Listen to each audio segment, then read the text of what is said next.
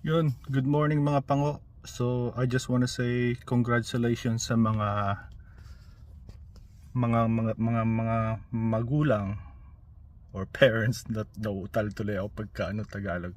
Anyway, sa mga titos, sa mga titas, syempre mga lolo, tapos mga lolas na rin, no?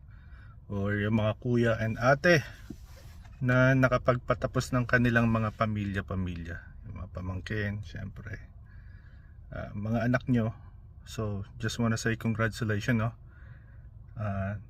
Na break yung cycle doon sa mga first time na nakapagpatapos, ng mga hindi nakatapos ng pag-aaral. So meron silang napagtapos ng mga dentists, syempre mga doktor na rin, engineers, teachers, police. So lahat, no? Congratulations sa inyo.